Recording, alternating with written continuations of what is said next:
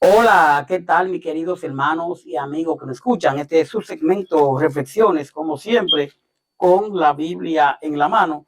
En el día de hoy, con la ayuda de Dios, vamos a continuar el estudio de aquí del libro a los Hebreos, la carta a los Hebreos, que hoy nos toca el capítulo 2 del 10 en adelante. Recordemos que hablamos en el estudio anterior acerca de el autor de la salvación, ¿verdad? Y sigue diciéndonos aquí, nos habla de quién es el autor de la salvación y dice que llevar muchos hijos a la gloria. Dice el verso 10 de aquí del 2 de Hebreo, porque convenía a aquel por cuya causa son todas las cosas y por quien todas las cosas subsisten, que habiendo de llevar muchos hijos a la gloria, ¿m? perfeccionarse por aflicciones al autor de la salvación de ellos. Dice el verso 11, porque el que santifica y los que son santificados de uno son todos, por lo cual no se avergüenza de llamarlos hermanos, diciendo, anunciaré a mis hermanos tu nombre, en medio de la congregación te alabaré, y otra vez yo confiaré en él, y de nuevo, he aquí, yo y los hijos que Dios me dio. Así que por cuanto los hijos participaron de carne y sangre, él también participó de lo mismo para destruir por medio de la muerte al que tenía el imperio de la muerte, esto es el diablo, y librar a todos los que por el temor de la muerte estaban durante toda la vida sujetos a servidumbre. Porque ciertamente no socorrió a los ángeles, sino que socorrió a la descendencia de Abraham, por lo cual debía ser en todo semejante a sus hermanos, para venir a ser misericordioso y fiel, sumo sacerdote en lo que a Dios se refiere, para expiar los pecados del pueblo. Pues en cuanto a él mismo padeció, siendo tentado, es poderoso para socorrer a los que son tentados. ¡Wow! ¿Qué palabra hemos encontrado aquí? Sabemos que Jesús vino al mundo, ¿verdad? Estuvo aquí 100% hombre y que padeció mucho, padeció tanto que siendo, eh, perdón, que siendo inocente murió por todos los pecados de nosotros. Él padeció, él sabe lo que usted y yo padecemos. Él todo lo pasó, pero hay algo, él no pecó. Él no pecó, él aguantó, él venció y él no conoce tanto a usted como a usted y a mí. Dice el verso 10, porque convenía a aquel por cuya causa son todas las cosas y por quien todas las cosas subsisten, que habiendo de llevar muchos hijos a la gloria, perfeccionase por aflicciones al autor de la salvación de ellos. Y paso a explicar, Dios hizo todas las cosas para él mismo y quiere que su gloria la compartan todos los que lo aman y obedecen. Para eso Dios tenía que hacer perfecto a quien, a Jesucristo, y dejarlo morir, pues Jesucristo es el Salvador de ellos. Lucas 24:46, Romanos 11:36, Hechos 3:15, Hechos 5:31, Lucas 13:32. Cuando habla de aquel, se refiere a Dios Padre, quien provee salvación a todo el que cree en Cristo. Porque si usted ve el día, dice, porque convenía a aquel por cuya causa son todas las cosas, ¿otra vez? Y por quien todas las cosas susciten, que habiendo de llevar muchos hijos a la gloria, perfeccionarse por aflicción al autor de la salvación de ellos. Entonces, aquel se refiere al Dios Padre, y realmente quien provee salvación a todo el que él cree, que cree en Cristo. Ahora, y si era perfecto, esta frase no sugiere progreso espiritual o desarrollo de parte de Cristo, más bien indica que él manifestó ser perfecto por el cumplimiento del plan de salvación por medio de su perfecto sacrificio. Y yo voy a repetir esto para que lo entendamos, porque dice, porque convenía, sigo diciendo el 10, que aquel por cuya causa son todas las cosas y por quien todas las cosas subsisten, que habiendo llevar muchos hijos a la gloria, perfeccionase, usted ve, por aflicción el autor de la salvación de ellos. Entonces, esta frase, que hiciera perfecto, esta frase no sugiere progreso espiritual o desarrollo de parte de Cristo. Más bien indica que Él manifestó ser perfecto por el cumplimiento del plan de salvación por medio de su perfecto sacrificio. Por eso fue perfecto. El autor hace énfasis en la genuina humanidad, de Jesús, la senda que había de hollar como redentor sufriente le convenía, pues solo sufriendo la tentación y la muerte, Jesús alcanzaba el rango necesario para ser el autor de esta salvación.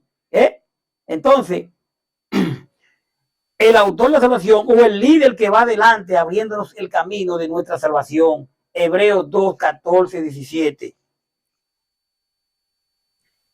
Continúa, Jesús hizo la salvación posible, mi querido, mi querida. Él hizo la salvación posible. ¿Por causa de qué? De su muerte. Efesios 1, 4, 5. Acompáñenme a Efesios 1, 4, 5, que nos dice de la manera siguiente. Efesios 1, 4 al 5. Dice, según nos escogió él antes de la fundación del mundo, para que fuésemos santos y sin mancha delante de él. En amor, habiéndonos predestinado para ser adoptados hijos suyos por medio de Jesucristo, según el puro afecto de su voluntad. Entonces, por causa de su muerte, conseguimos nosotros la salvación. Primera de Pedro 1, 3 y 4. Acompáñeme. Primera de Pedro 1, 3, 4, que encontramos, que nos dice 1, 3, 4. Bendito el Dios y Padre de nuestro Señor Jesucristo, que según su gran misericordia nos hizo renacer para una esperanza viva por la resurrección de Jesucristo de los muertos, para una herencia incorruptible, incontaminada e inmarcesible, reservada en los cielos para vosotros. Podemos ver aquí que Jesús hizo la salvación posible, ¿verdad?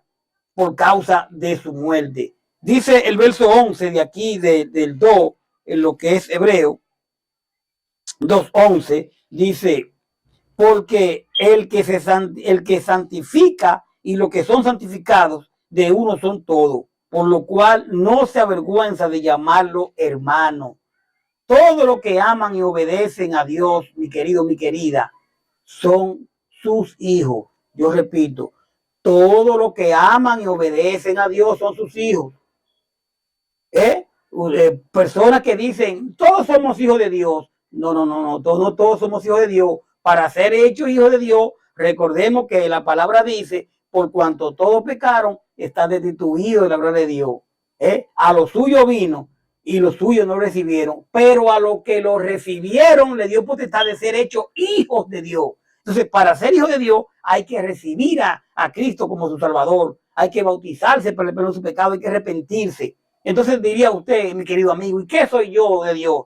Bueno, si usted no ha aceptado a Cristo como su Salvador, entonces usted viene siendo una criatura de Dios. Usted es parte de la creación de Dios. Para ser hijo hay que venir a Él, hay que aceptarlo. Entonces, todos los que aman y obedecen a Dios son sus hijos. Y Dios es Padre de todos ellos. Y como Jesús también es hijo de Dios, no se avergüenza de tratarlo a usted y a mí como hermano. Mi querido hermanos, hay una buena noticia, es que usted y yo, si ya nos hemos bautizado para el perdón de nuestros pecados, somos hermanos de Cristo. ¡Wow! ¡Qué palabra! Somos hermanos del Señor. Hebreos 10:10, Hechos 17:26, Juan 26:17. Vamos a Hebreos 10:10. ¿Qué encontramos? Vamos a ver. Hebreos 10:10, acompañen. En esa voluntad somos santificados mediante la ofrenda del cuerpo de Jesucristo, hecha una vez para siempre. La importancia, mi querido, de no solamente creer en el Señor, sino arrepentirse y bautizarse para el perdón de pecados. Hechos 17:26, Juan 20:17. El que santifica, es decir, Dios el Padre. Hermanos, por su santificación y su relación espiritual con el Padre, los creyentes como hijos de Dios son identificados por Cristo como sus hermanos. En el verso 12 y 13 de aquí donde estamos leyendo de Hebreos 2. Vamos a ver. 11 y 13, encontramos que dice, palabra fiel es esta: si somos muertos con él, también viviremos con él. Si sufrimos, también reinaremos con él. Si le negaremos, él también nos negará. Si fuéramos infiel, él permanece fiel. Él no puede negarse a sí mismo. Mi querido, qué buena noticia hemos encontrado de que si nosotros obedecemos al Señor en su palabra, sabemos que somos hermanos de Cristo. Mateo 28:10, Juan 20:17. Vamos a leer a Mateo 28:10.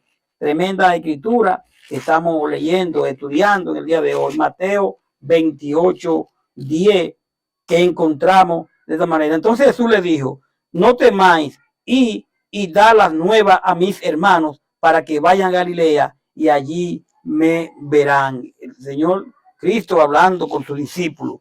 Continuamos en lo que es aquí. Entonces dice el verso 12, del 2, dice, diciendo, anunciaré a mis hermanos tu nombre, en medio de la congregación te alabaré. Pues él le dijo a Dios, cuando mi pueblo se junte para adorarte en el templo, yo les hablaré de ti y te cantaré alabanza. Salmo 22:22. Dice el 13, y otra vez yo confiaré en él, y de nuevo, he aquí yo y los hijos que Dios me dio. También dice, confiaré en Dios, y añade, aquí estoy con los hijos que Dios me ha dado. Isaías 8:17-18, Juan 10:29. Así como Isaías y sus hijos mantuvieron su confianza en Dios a pesar de rechazo e incredulidad, así también en esta cita de Isaías 8:7-18, Cristo en forma tipológica está afirmando su confianza en el Padre y presentando al Padre a los que confían en él. Existe una profunda unidad, mis queridos, entre Jesús y aquellos a quienes él salva. Y explico. Existe una profunda unido entre Jesús y aquellos a quienes él salva. Nosotros somos hermanos porque en el nacimiento físico Jesús comparte nuestra descendencia de Adán, ¿verdad? Y en el nuevo nacimiento los creyentes se convierten en miembros de la familia de Dios. En el nuevo nacimiento. ¿Cómo conseguimos el nuevo nacimiento? Realmente creyendo en Cristo, ¿verdad? Creyendo en él, confesarlo como su Salvador y bautizarse para el perdón de pecado. Nuevo creyente. Hechos 2:38, realmente. Y yo repito, Jesús y aquellos a quienes él salvó, nosotros somos hermanos porque en el nacimiento físico, en su primer nacimiento de usted y yo, Jesús comparte nuestra descendencia de Adán.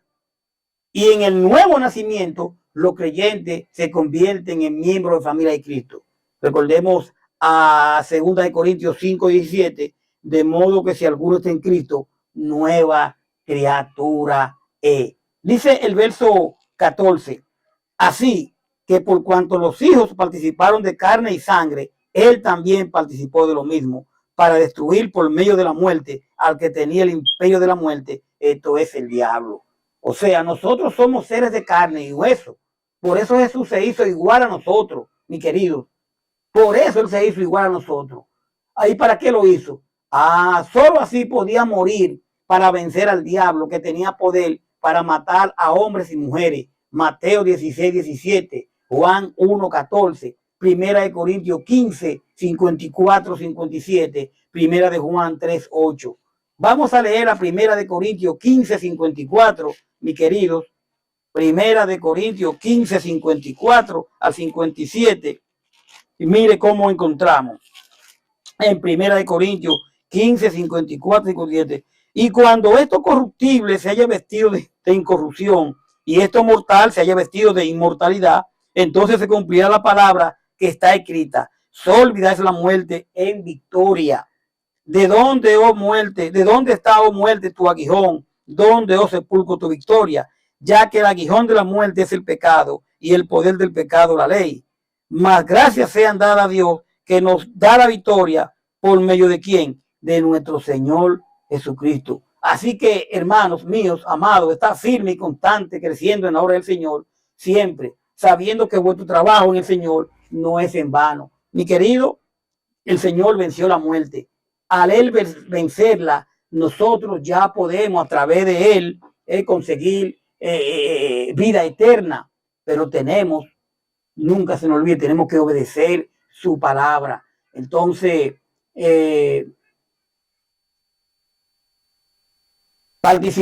Cristo participó de lo mismo que nosotros, o sea, la verdadera humanidad que Él tuvo.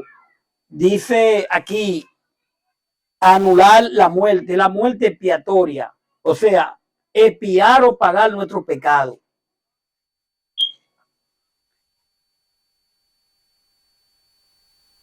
Expiar o pagar por nuestro pecado de Cristo hizo al diablo ineficaz.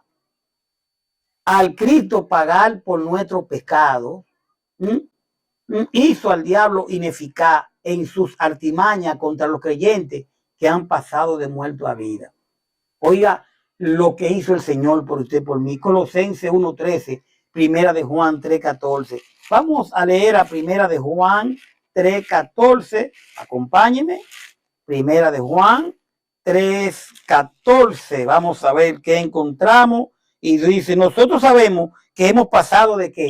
De muerte a vida, en que amamos a los hermanos. El que no ama a su hermano permanece en muerte. Dice Juan aquí la importancia de amar a nuestros hermanos. Es muy bonito yo hablar aquí, es muy bonito yo predicar aquí, pero odio a mis hermanos, no quiero saber de ellos, y es muy importante entender esto. Nosotros, ¿cómo vamos a odiar, dice la palabra, a nuestros hermanos que los tenemos cerca y decimos que amamos al Señor, que no los vemos? Tenemos que ponernos claro con el Señor. Dice el verso 15 aquí de Hebreos 2, el verso 15 dice, y librar a todos que en Cristo, lo que por el temor de la muerte estaban durante toda la vida sujetos a servidumbre.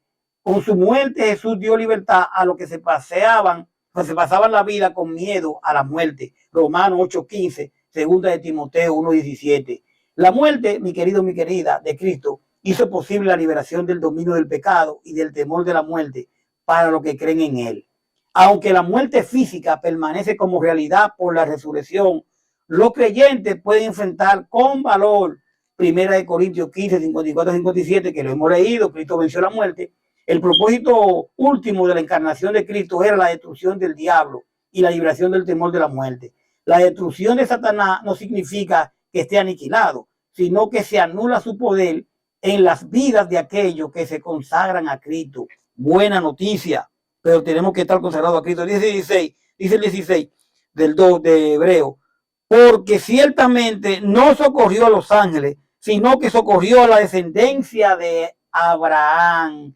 Queda claro, mi querido, que Jesús no vino para ayudar a los ángeles. Muy importante, aquellos que quieren todavía, ¿verdad? Sino a todos los descendientes de Abraham. Cristo no vino a morir por los ángeles, mi querido, sino por la humanidad. Cristo murió por usted y por mí. Jesús tomó sobre sí mismo la naturaleza humana, no la de los ángeles. Pensemos, acordémonos de eso. Aquellas personas que piensan que todavía los ángeles están en su ministerio, ya ese ministerio pasó. Entonces, descendencia de Abraham, es decir, los que tienen fe en Cristo, Gálatas 3:29, dice el 17, por lo cual debía ser en todo semejante a sus hermanos, para venir a ser misericordioso y fiel, sumo sacerdote en lo que a Dios se refiere, para expiar los pecados del pueblo. Para poder ayudarlo, Jesús tenía que hacerse igual a ellos. Por eso es un jefe de sacerdote, es en quien se puede confiar, pues está lleno de amor para servir a Dios. Además, por medio de su muerte, Jesús logró que Dios nos perdonara nuestros pecados. Filipenses 2:7, Hebreos 4:15, Hebreos 5:12, Primera de Juan 2:2, Primera de Juan 4:10. Jesús se hizo completamente humano, mi querido, pero sin la naturaleza de pecado. Juan 8:46, Primera de Juan 3:5, para identificarse con la humanidad. Nos habla de la propiciación. Realmente significa que Cristo satisfizo las demandas de un Dios santo y ha reconciliado al hombre con Dios. El pecado fue quitado. O sea, la expiación, evitando la ira de Dios. La palabra equivalente en el Nuevo Testamento, cubrir Levítico 4:35, Levítico 10:17, Levítico 16:17. Como un sumo sacerdote debe identificarse con la gente para poder representarla. Era indispensable la encarnación para que se consumara la obra redentora de Cristo. Cristo tenía que ser hombre, como tal como vino. Era indispensable la encarnación para que se consumara la obra redentora de Jesús. Dice el 18, pues en cuanto él mismo padeció siendo tentado, es poderoso para socorrer a los que son tentados. Lo que yo le decía, él como hombre 100%, él sabe lo que usted y yo padecemos. Él pasó por todo y él sabe hasta dónde podemos llegar. Simplemente confiemos en el Señor, entreguémosle nuestra vida y realmente hagamos realmente nuestro papel de cristiano bien hecho. La propiciación que le hablé tiene dos conceptos que hemos visto. Primero, porque Dios es santo sin pecado, ni malicia. Porque Dios es santo sin pecado ni malicia, puro, la ira de Dios se dirige en contra del pecado y debe ser calmada. Por eso, porque Él es santo y sin pecado, puro y sin malicia. Entonces la ira de Él se dirige en contra del pecado y debe ser calmada. Y segundo, la muerte de Cristo en sustitución de la humanidad satisface las justas demandas de Dios y se evita la manifestación de su ira. Dios tiene su ira, pero entonces Cristo da su muerte, da su vida. Entonces la muerte de Cristo es la que sustituye en la institución por la humanidad. Él da su sangre por nosotros, por la humanidad. Entonces eso satisfizo la justa demanda de Dios y se evita la manifestación de su ira. Yo creo que mirando como Cristo todo lo que ha hecho por nosotros, ¿qué más podemos hacer si no es obedecerle? El Señor es poderoso para socorrer a los que son tentados. Y como Jesús mismo sufrió y el diablo le puso trampa para hacerlo pecar, ahora cuando el diablo nos pone trampa, Jesús puede ayudarnos a todos. Hebreos 4:15. Vamos a leer a Hebreos 4:15. Acompáñeme. Vamos a ver qué nos dice Hebreos 4:15. Dice de esta manera, fíjese, porque no tenemos un sumo sacerdote que no pueda compadecerse de nuestra debilidad, sino uno que fue tentado en todo, según nuestra semejanza, pero sin pecado. Él está sentado a la derecha del Padre y Él sí sabe todo lo que nosotros pasamos. No tenemos un sumo sacerdote que no pueda compadecerse de nuestras debilidades. Tenemos uno que fue tentado en todo y que según nuestra semejanza, pero sin pecado. Él fue hombre, ¿verdad? 100%. Él tuvo tentación, pero no pecó. Él sí sabe todo lo que pasamos. La tentación fue una experiencia extremadamente penosa para el Hijo de Dios. Como conoce todo lo que significa la tentación, Hebreos 4:15, se identifica con nosotros a ayudarnos a vencerla. Pero tenemos que entregarle nuestra voluntad. Él nos puede ayudar, tanto a usted como a mí.